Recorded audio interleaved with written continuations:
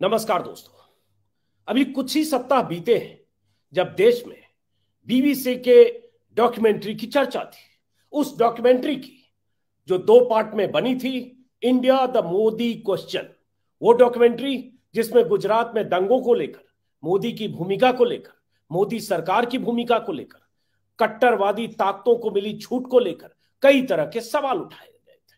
जैसे ही डॉक्यूमेंट्री का पहला हिस्सा जारी हुआ, इंडिया में, भारत में बवाल हुआ, सरकार को एतराज हुआ और आखिरकार दूसरा एपिसोड जारी होने के पहले ही भारत में उस डॉक्यूमेंट्री को बैन करने का फैसला किया गया, पाबंदी लग गई। लेकिन आज खबर आ रही है, बड़ी खबर, कि बीबीसी के दिल्ली और मुंबई दफ्तरों पर इनकम टैक्स के छापे पड़ रहे हैं।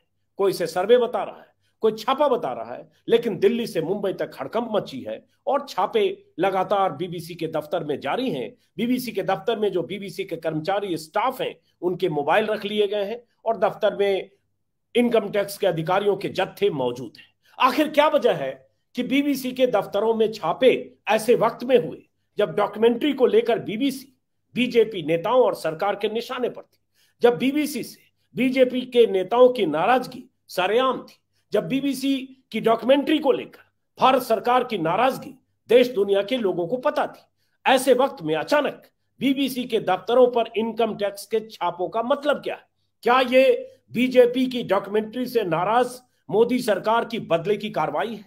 क्या ये टाइमिंग इस बात का सबूत नहीं है कि अगर मोदी सरकार को डॉक्यूमेंट्री से एतराज था तो इनकम टैक्स, जैसे आरोप लगता है बीजेपी सरकार पर कि बीजेपी सरकार अक्सर या कई बार आलोचकों की आवाजों को दबाने के लिए एजेंसियों का इस्तेमाल करती है, चाहे वो एजेंसी आईटी हो, इनकम टैक्स हो, ईडी हो, सीबीआई हो या कोई भी एजेंसी, तो कहीं इनकम टैक्स मोदी सरकार की तरफ से बदले की कार्रवाई के तहत तो नहीं पहुंची है बीबीसी के दफ्तरों पर।